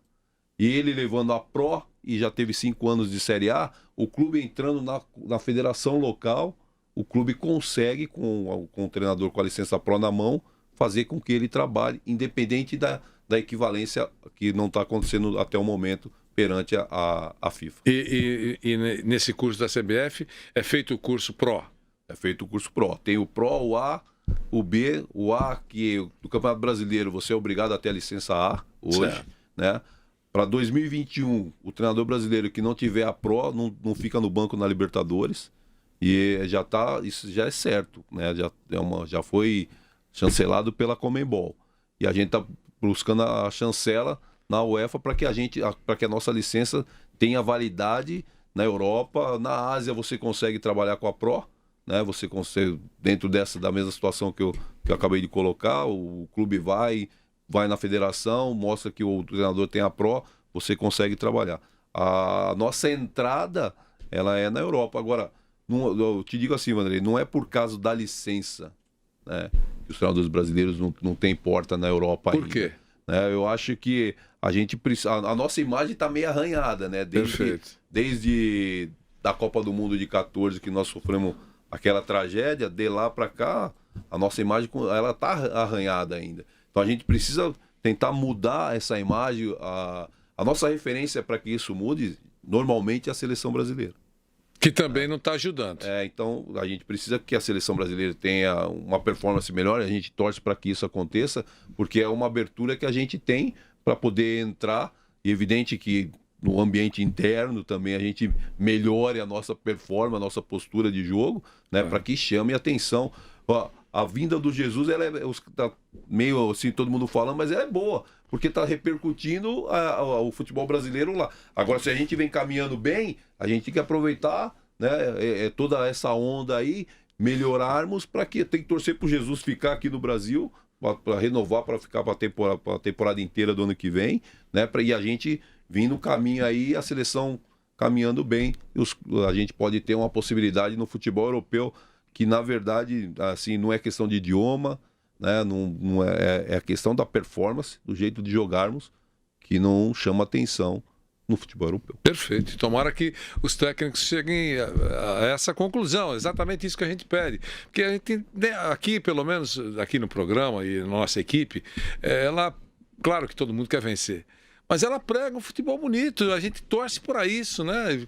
Quando acontece, a gente levantava a bola do Fernando Diniz no Audax, na verdade, era um sucesso, né? A gente gostava de ver. E o Diniz, às vezes, ele é até elogiado acima do que ele tem de resultado, muita gente contesta, ele não tem tantos bons resultados. E é verdade. Mas ele até recebe alguns elogios, talvez alguns até exagerados, porque dentro de um cenário muito conservador, ele é um cara que pelo menos tenta fazer alguma coisa diferente. De fato, eu acho que ele precisa melhorar em algumas coisas, claro. E ele precisa ter resultados melhores também. Mas por tentar fazer diferente, ele acaba tendo um destaque, mesmo que os resultados dele de fato não sejam bons. Ele acaba tendo um apoio maior muito por isso também. A gente está carente do bom futebol. A verdade é essa, Vander. A gente está carente do bom futebol, né? Eu acho que o Fernando tem a marca do Fernando. O Fernando, ele joga do jeito que ele acredita no modelo de jogo dele. Isso aí não adianta eu querer copiar, o Rogério querer copiar. Não, é o jeito do Fernando jogar. Agora, cada qual tem que ter a sua postura, né? Que não tenha medo de ser agressivo. Cada qual tem que ter o seu jeito de jogar. Agora, analisar, falar assim, o Fernando não tem resultado, mas ele joga bonito, é porque a gente está carente do bom futebol. Então todo mundo tem que, dentro da sua maneira de jogar, procurar melhorar o futebol brasileiro. É isso que eu penso, e por isso que ainda vão continuar falando do Fernando. Se nós não mudarmos, né, a nossa... se eu for mandar embora hoje, o Bruno assumir amanhã, o Bruno vai ser embora, vai o Chacon, aí daqui a pouco todo mundo vai acostumar. Bom, tem que jogar para frente mesmo e o resultado não vai vir, não adianta ficar mudando o treinador. Eu acho que isso daí tem que ser uma coisa que tem que partir. Alguém tem que tomar iniciativa, ou a parte de cima, ou os treinadores falam, não, vamos... Aí eu conversando com o Ricardo falou uma coisa para mim, falou, Sérgio, você falou lá, mas eu também acho que você tem razão. Mas, cara, os caras precisam comer. Como é que o cara vai botar a cara lá, botar 3 jogos, o cara perde, toma 3 pancadas, e como é que faz para fazer? Ricardo, mas nós temos que mudar, cara. Se nós não mudar, nós vamos ficar de chacota para todo mundo. E o cara que joga de maneira mais conservadora, ele perde o emprego também. Perde. E perde jogo, que às vezes parece que se o cara joga de maneira conservadora, ele tem uma segurança que ele não vai perder. Fica eternamente, que não perde jogo. Não, ele perde jogo também, e perde emprego, do mesmo jeito. O que eu quero, assim, Bruno, aqui, eu entender, por exemplo, vou usar o exemplo aqui do Fábio. O Fábio tem um jeito de jogar, é o jeito dele jogar. É um time reativo, é um time reativo, né? O que ele precisa acrescentar dentro desse time reativo é ter um pouco mais a bola à frente, Né? Você não vai querer que o Fábio agora... Não, Fábio, você tem que ser extremamente ofensivo. Não vai ser. Né? E não precisam todos serem assim. Entendeu? Então é cada um dentro do seu estilo. Né? Eu tenho um jeito de jogar, eu gosto de jogar com uma linha de 4, com 2 médios, com 2 homens por dentro, 2 atacantes, um de mais movimentação. E o Fernando gosta de jogar no 3-4-3, né?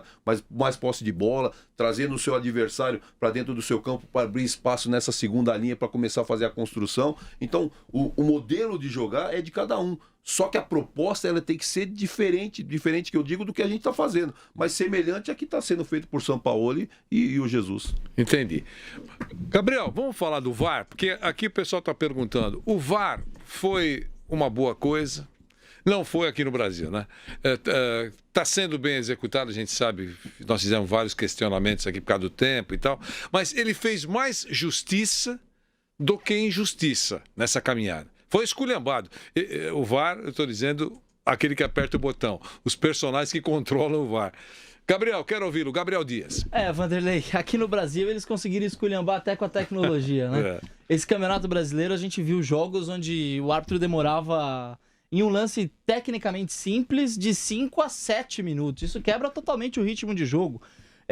A gente cobra muito dos jogadores, dos técnicos, mas os árbitros não fizeram a parte deles no Campeonato Brasileiro. Foi muito ruim ver o VAR em atuação, porque quando... foi praticamente usado como uma muleta. Perfeito. Porque os árbitros tinham dúvida em campo, em lances simples, lances de pênaltis, lances de interpretação e recorriam ao VAR. Eles recorreram ao VAR até quando não tinha que recorrer ao VAR, né? Então, me parece que o árbitro em campo jogou muita responsabilidade por cara da cabine. Olha, vou recorrer aqui para tecnologia, qualquer coisa é um problema de interpretação. É muito difícil que aqui no Brasil a gente consiga esculhambar até com a tecnologia, né? A Premier League, os caras estavam com 15, 30 segundos para decidir um lance. E aparece lá no telão. E no telão. Não, e sim. Aqui um abraço. Essa demora... Telão. Reclamações, Bruno. Vaticano. Seu Francisco, na Piazza San Pietro. E sabe qual foi o pior? Não veio nenhum representante da CBF para fazer um balanço a público. Ninguém veio, olha, aconteceu isso, realmente, vamos... uma meia-culpa que seja, né? Qualquer meia-culpazinha, não, vai melhorar ano que vem. Não veio nem isso teve. E o VAR? Sérgio Soares. Eu tive no Expo Futebol em maio, que teve ali na Casa Verde, e lá tinha um stand do VAR. Eu fui lá, conversei com o Sérgio Corrêa e participei para a gente saber como procede. E eu indaguei ele nesse sentido aí, perguntando, falei, mas aqui demora demais. Eu fui ver outro jogo da Premier League e era 3 minutos, nem 3 segundos, o cara já tinha definido e o jogo... O que ele me colocou foi que... E aí depois eu contrariei e falei, ele falou assim, nós não precisamos ter pressa, nós precisamos acertar. Eu falei, Sérgio, mas nem com a pressa, nem com a demora, estava acertando.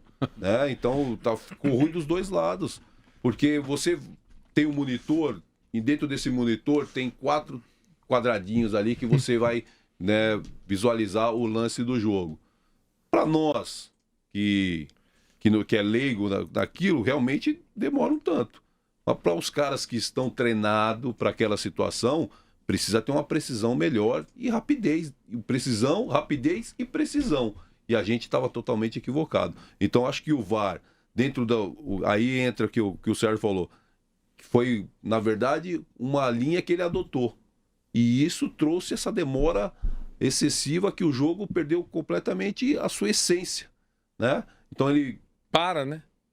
Eu acho que ele tem que repensar para o próximo ano, porque o primeiro ano do VAR no Brasil, tem gente falando que tem até que tirar o VAR, que era melhor sem o VAR, porque no dia seguinte, porque eu falo assim, o VAR chegou, vai acabar aquela resenha de boteco. Pelo contrário, o VAR chegou, a resenha de boteco... Piorou, né? O assunto é o VAR. E aí você vê, eles são tão incompetentes que querem tirar o VAR, né? Brincadeira. Você estava falando de intensidade, eu estava lembrando aqui, rapidinho, só, não é nem para comentar, é só lembrança.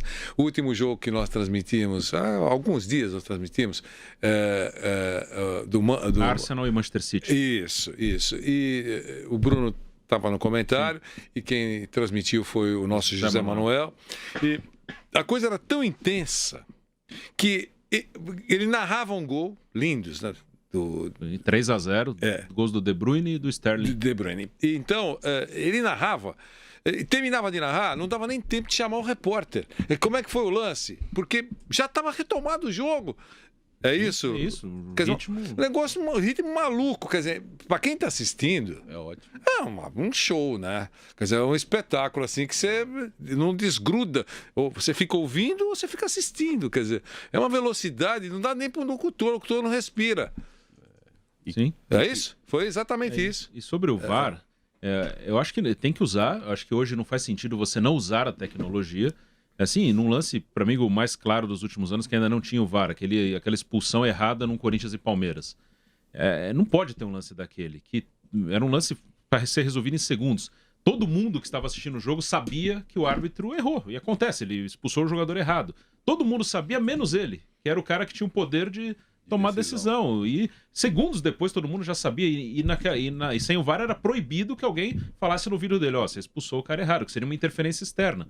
Então o erro aconteceu mesmo com todo mundo sabendo que estava errado e ninguém podia avisar ele rapidamente ali: tá errado, você expulsou o jogador errado. Então acho que tem que ter, mas claro que precisa de ajustes. O problema é que aqui, aí todo mundo acho que tem que colaborar. Imprensa, jogadores, dirigentes, treinadores. Porque os árbitros, assim como a gente falou dos técnicos, eles também são muito inseguros.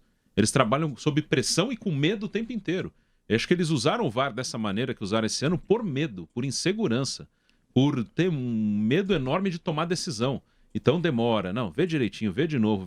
E é muito chato mesmo, não pode quebrar o ritmo do jogo dessa maneira. Mas acho que tem que ser usado e todo mundo tem que colaborar. Só que aqui, quando você perde, você joga a culpa em alguém. Então, você perde, o árbitro, o VAR, não sei o quê. Acho que ninguém também tentou ajudar a implantação de uma coisa nova. Até a decisão do jogo, né, Bruno? O árbitro não tá mais para decidir, ele fica esperando que vem lá de cima. Que ele tem medo de decidir, bem seguro. Tem o VAR como uma muleta, ele passou a ter o VAR como uma muleta. Quando a coisa aperta... é um auxílio, é uma ferramenta de auxílio. Quando acontece um lance errado, ele te auxilia, é isso. Seria até melhor. Eu gostaria de apitar um jogo tendo uma ferramenta de auxílio, mas eu não vou ficar o tempo inteiro chamando. Claro. Só se eu precisar, Tenho dúvida. Me ajuda. Me tenho dúvida. Eu acho que é isso. Tem uma coisa, Vanderlei. Toda vez que o árbitro é solicitado a ele ir no monitor, ele muda a decisão dele de campo. Ele vai lá, não foi pênalti, aí os caras chamam. Ele vai lá, olha, ele volta e dá o pênalti. E aí eu acho o seguinte, eu acho aí que entra o espírito de corpo. Tipo assim, vamos fechar num acordo todos nós, mesmo que eu não concorde com o Sérgio, mas cara, tem o público, entendeu? Então vamos fechar. Eu acho péssimo isso. Porque tinha que ser um negócio assim, eu fui chamado pelo VAR, lá vou dar uma olhadinha na tela, tudo bem, vocês entenderam dessa maneira, eu continuo entendendo que é diferente. Então a minha decisão é essa. E sem maguinha, sem nariz torcido, você me desprestigiou, te chamei, quer dizer que eu não estou enxergando direito. Isso é uma frescura isso. É verdade. Então, e outra coisa que eles precisam corrigir, aí eu uso uma frase do nosso Sérgio Soares, o tamanho do cara. Às vezes coloca um tamanhão, um cara importante, lá em cima, e um cara menos estrelado para apitar. Aí ele marca um pênalti. O estreladão chama para ele olhar, que não foi. Ele acha que foi, mas, cara lá em cima ele é figurão, cara. Ele é figurão. Como é que eu vou discordar dele? Ele pode ficar meio chateado comigo. Então é esculhambação. Então é aí que entra a coisa que o Bruno está abordando aí, que é o medo de tomar decisão. E sem mágoa. É igual o programa aqui, às vezes a gente briga no programa. Briga, certo? Com o Flávio. Eu não suporto o Flávio. Ainda bem que está em férias. Mas briga com o Flávio, não é, Bruno? É um programa de debate. É de debate, a gente briga aqui. Divergir, né? Acaba o programa sem nariz torcido. Então é assim que funciona, e em todos os lugares, pelo menos é assim. Mas na arbitragem eu acho que acontece isso, entendeu? Agora, isso posto, enquanto o Gabriel faz uma gentileza, Gabriel, pega aí os jogos da próxima fase da Liga dos Campeões, porque tem gente cobrando aqui, quem vai ganhar, Borussia ou PSG? Então põe só a lista na tela que a gente já aproveita, enquanto a gente toca o programa, e eu pergunto para o Bruno se ele achou a decisão... Já tenho aqui. Já tá? Já. Então tá bom. Então a próxima pergunta é se o Rogério Ceni, você foi muito rápido, se o Rogério Ceni tomou a decisão certa de continuar no Fortaleza, já que ele tinha proposta, talvez, do clube mais de exposição maior, o Atlético Paranaense, né? Então, mas de qualquer maneira, quais são os jogos? Começa só pra gente, quem vai ganhar? Rapidinho. Vanderlei, oitavas de final da Liga dos Campeões, que começa na fase de fevereiro, começa em fevereiro de 2020. Só jogão, só jogão. Quase só Borussia Dortmund e PSG. Então, esse daí vai passar o Borussia. Nosso garoto Neymar, hein? É com dor no coração, mas vai passar o Borussia. E pro Bruno? Paris. E o Sérgio? PSG. Pronto, dancei pra você. PSG? Pronto, dancei. E pro nosso Giovanni Chacon, que está pensando como Sócrates, pensando lá, o filósofo grego. Diga. No resultado. Diga, Chacon. Eu acho que dá Borussia. Tô com você. Borussia? Tô com você. Sabe por quê? Tem um detalhe. Sabe que dia é o aniversário da irmã do Neymar? Ai, meu Deus. É verdade. Dia 11 de março. Sabe que dia é o jogo de volta? Que dia? Dia 11 de março. E dizem que quando tem festa ele dá uma escapada, acontece alguma coisa. Faz a festa depois, ó. Ai, meu Deus. Bom, é verdade. De qualquer maneira, bom, tá bom, vamos de Borussia. Eu tô na sua. Vai, e aí? Real Madrid e Manchester City, Vanderlei. Meu Deus, esse jogo isso é duro, hein? Acho que é duro, mas eu acho que vai dar o professor Guardiola. Vou no City também, mas aí é muito por torcida, viu? Porque é pau a pau. Pau a pau. E o Sérgio? Pelo que tá jogando, eu vou no City. Sim. E o nosso Gabriel? Eu vou no Real só pra dar uma desequilibrada. E o Chacon? Manchester City. Isso. E que mais nós temos? Atalanta e Valência. Eu vou de Atalanta. Esse é um jogo com cara de Liga Europa. Atalanta. É Atalanta, né? E o Sérgio? Eu vou no Valência. Valência. E eu vou de Valência. Vai de Valência. Vou de Valência. E que mais temos? Atlético de Madrid e Liverpool.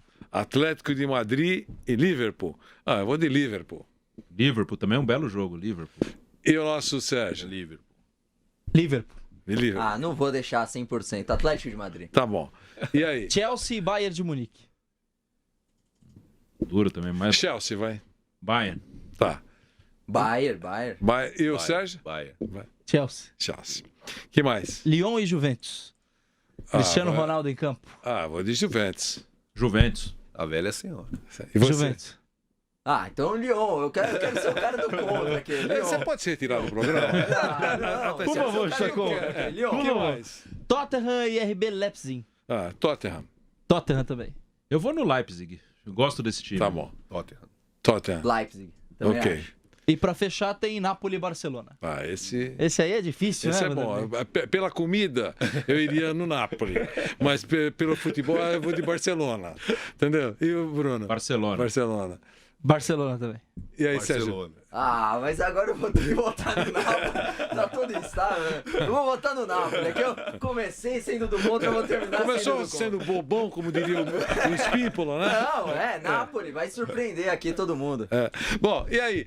Rogério Ceni permaneceu no Fortaleza. Decisão correta ou não? Porque ele fez um trabalho ótimo, saiu aplaudido, carregado nos ombros e teve propostas, evidentemente.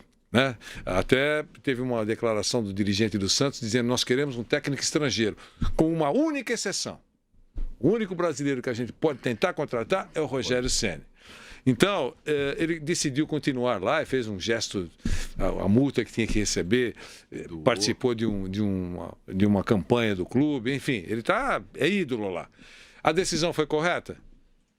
Eu acredito que sim. Eu acho que o Rogério... Ele se equivocou naquela saída que ele teve no meio do ano para o Cruzeiro, né? E o ano que vem o Fortaleza pela primeira vez disputa o Campeonato Internacional. Em 100 anos, hein? E ele tá na história do clube já por tudo que ele já fez, né? Não só dentro do campo como fora do campo, ele ajudou a estruturar o Fortaleza. Eu posso falar isso bem, que eu conheço muita gente lá por ter trabalhado no Ceará, né? Então eu entendo que ele fez bem ter ficado mais um ano. Decisão correta. Né? Aí vai ter Copa do Nordeste que ele ganhou esse ano, ele vai ter o estadual que ele ganhou esse ano, vai ter um campeonato diferente para o Fortaleza, para o torcedor que está eufórico, que é uma Sul-Americana. Internacional. E vai voltar a jogar o Campeonato Brasileiro Série A. Então acho que o Rogério ele fez bem, e agora o clube vai ter mais recurso, vai dar para reforçar um pouco mais o seu elenco. Acho que a atitude foi legal para ele, quem sabe ele termine o ano lá, o 20, e aí no final do ano vai aparecer. Apareceu o Atlético, apareceu o Santos. O ano que vem pode aparecer muito mais. Decisão correta, Bruno? Não, eu achei que ele iria pro Atlético. Eu também achei que ele ia. Mas depois eu falei, não sei, acho que foi legal ele ter continuado. Sim, o Atlético, eu confesso assim, claro, eu não sou treinador, eu não tenho que tomar essa decisão, mas é um time que vendo de fora, assim, é um time que eu acho bem interessante para trabalhar. Eu acho que seria um lugar mais seguro do que era o Cruzeiro, por exemplo. O Cruzeiro, claro que podia dar certo, mas já era mais ou menos previsível que podia dar problema. Pindaíba. Já era um risco grande quando ele fez essa troca. O Atlético acho que seria uma coisa mais estruturada, mais segura, um time que hoje é forte, é um time que hoje briga por títulos, ganhou uma Sul-Americana, ganhou uma Copa do Brasil, tá sempre bem no Brasileiro, vai jogar Libertadores. Então achei que ele iria, mas também confesso que eu fiquei feliz com a decisão dele. Eu achei legal, eu achei que é uma coisa boa ali. É um clube onde ele é ídolo, o grande clube dele como técnico até agora é o Fortaleza, ele tem uma história no São Paulo como jogador, mas como técnico, o técnico Rogério, ele tá totalmente ligado ao Fortaleza. A passagem dele no São Paulo como treinador durou muito pouco. Então eu fiquei feliz, mas eu achei que ele iria pro Atlético. Eu esperava que ele tomasse outra decisão. E um detalhe, né? Essa trombada que ele tomou no Cruzeiro deixou ele esperto. Eu acho que pesou. Claro, a partir de agora, qualquer convite, ele vai avaliar como é que tá o clube, quem é que tá lá, não sei o quê, qual é o elenco que ele tem. Não é só pelo distintivo.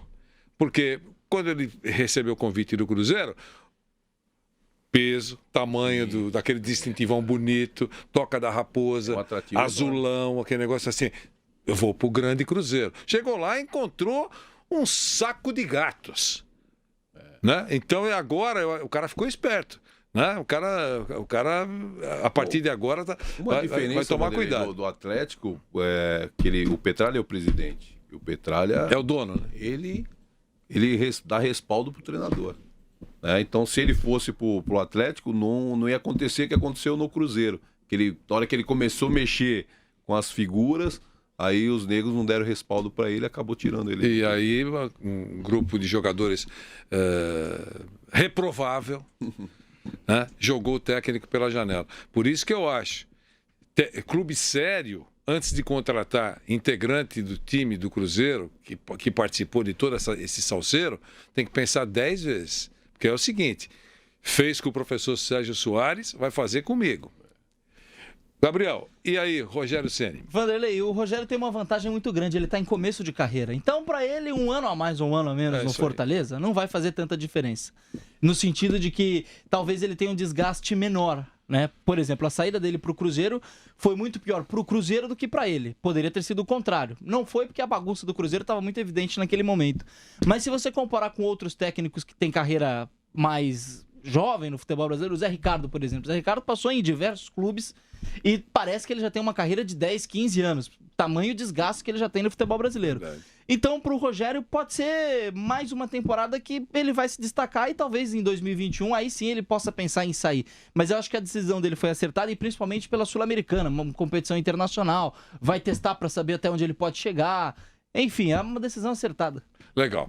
O tempo passa, né? Nós só temos mais 3 minutinhos, então dá tempo de a gente falar rapidinho. Já não era... Faz tempo, né, que nós não temos 4 times paulistas na Libertadores. 4 grandes nunca aconteceu. Então, os 4 grandes, o Corinthians está na pré-Libertadores, né? Mas está na Libertadores, está na banda. Está na banda. Então, os 4 grandes na Libertadores. Aquela bola de cristal que vocês têm, todos vocês têm uma bola de cristal, né? O que vai acontecer, rapidinho? Quem é que vocês acham que irá melhor dos paulistas na Libertadores? São Paulo, Corinthians, Santos, Palmeiras, antes da bola rolar e ainda distante o início da Libertadores. Mas hoje, se você tivesse que apostar, o que você acha? Começa com você, Sérgio, que é boleiro. Se a gente olhar friamente, a gente já vai direto falando que é o Palmeiras, né? Pela questão financeira, por tudo. Mas eu acredito muito no São Paulo, com essa continuidade do Fernando. O São Paulo deve fazer uma boa Libertadores. Eu não só torço, né? Porque o Fernando é meu amigo, mas pelo fato do São Paulo estar mudando o seu departamento em algumas coisas que não aconteceram esse ano na parte de fisiologia, na parte da preparação, está tendo esse cuidado, né? E essa continuidade do Fernando para ele poder já na pré-temporada desenvolver um modelo que ele é adequado para os atletas, né? O modelo dele para os atletas. eu acredito no São Paulo que possa fazer uma boa Libertadores. A torcida solta rojões. Ei, Sérgio Soares, vim aqui só para te ver. Eu imagino o que está pensando o torcedor do São Paulo no momento, ouvindo o Sérgio Soares, que o São Paulo pode ir bem na Libertadores. Mas e o nosso Bruno Prado? É uma competição de mata-mata, né? Ela é sempre mais complicada, né? De apostar em alguém. Na teoria é o Palmeiras, porque é o mais forte dos 4 mesmo, né? Deve manter basicamente o mesmo time, e tem grana para fazer investimentos. Acho que o Palmeiras é o mais forte, mas nessa ordem mesmo, acho que o São Paulo, como o Sérgio falou, ele começa à frente do Santos e do Corinthians, pela continuidade, né? Uma coisa teórica, né? Porque está seguindo com o treinador. O Corinthians tem um novo técnico, o Santos também. Então, acho que o Palmeiras primeiro e depois acho que o São Paulo pode sim ser um pouquinho melhor do que se espera. E o Gabriel Dias? Vanderlei, eu acho que dos 4, quem vai ter o trabalho mais difícil vai ser o Corinthians, porque o Thiago Nunes, evidentemente que ele não vai chegar lá colocando já o time todo pra frente, porque tem um trabalho que está bem consolidado já há bastante tempo, né? Um trabalho defensivo. Ele mesmo já disse pro Flávio, o Flávio já confirmou. Ele entra num time que 20, 30 dias depois já vai ter uma pré-Libertadores, e pro Corinthians você sabe que sempre é complicado a Dá pré-Libertadores. um frio na espinha esse negócio de pré-Libertadores. Então, dos 4, o Corinthians, na minha opinião, terá o trabalho mais difícil pela frente. Acredito que passe para a fase de grupo, mas vai ser naquele sufoco. Legal. E o Gabriel Dias também pode falar as últimas mensagens que você tem aí. Gabriel, o nosso Giovanni Chacon. Pô, Vanderlei, tá me confundindo com o Chacon? Não, eu tenho cabelo. De beleza, eu tenho cabelo, pô. Eu tenho cabelo ainda. Porque a barba tá igual. É verdade. A barba é muito parecida. Bem produzida. E ele tá bonito. O pessoal participando aqui, o Juan falando ainda sobre o VAR, que foi discutido há pouco. O VAR veio pra ajudar. Quem critica isso é maluco. É só ele que é mal utilizado aqui no Brasil. Como é o nome desse cidadão? Juan. E o Álvaro aqui, ó, Rogério Ceni renovou agora com Fortaleza para em 2021 voltar para o tricolor e conquistar a América novamente. Tô lendo também aqui as mensagens. Esse Álvaro é de Guarulhos. Um grande abraço, Sérgio. Muito obrigado pela gentileza, por estar aqui no dia do Natal. Você é uma figura muito legal, nós gostamos muito de você. Além de competente e fala fluente, esclarece as coisas. Teve nessa palestra aí, aliás, você participa lá daquele curso lá no Rio de Janeiro. E veio trazer informações muito importantes para nós. Bom Natal, obrigado. Obrigado, Vanderlei, agradeço. Feliz Natal para todos vocês. É sempre um prazer e uma satisfação estar aqui com vocês. Prazer é nosso, Gabriel. Um abração para você. Valeu, Vanderlei, até mais. Um abraço. Até amanhã. É verdade, até amanhã. E um abração para o pessoal do aparelho clandestino, sim, sem dúvida, que você comanda lá. O Bruno também é um fiel frequentador do aparelho clandestino. O nosso Brunão, até amanhã. Valeu, até amanhã. Um abração. E o nosso Giovanni Chacon, com toda a família de Guarulhos. É ótimo, muito legal. Grande Guarulhos. Ter você, grande Guarulhos. Muito obrigado, Vanderlei. Até amanhã. Abração. Obrigado a você que nos acompanhou pela nossa AM620, pelos nossos aplicativos, pelas nossas afiliadas e nos assistiu pelo canal no YouTube Jovem Pan Esportes. E se inscreva, aumentando o nosso pacotão de amigos. Vamos a 2 milhões de inscritos, graças ao seu carinho e à sua audiência. Um grande abraço. Bom Natal, dá tempo ainda de almoçar com a família. Se você almoçou assistindo no seu telão o programa, nós agradecemos. A única vantagem é que não vimos o cardápio e sofremos menos. Um grande abraço, boa tarde São Paulo, boa tarde Brasil.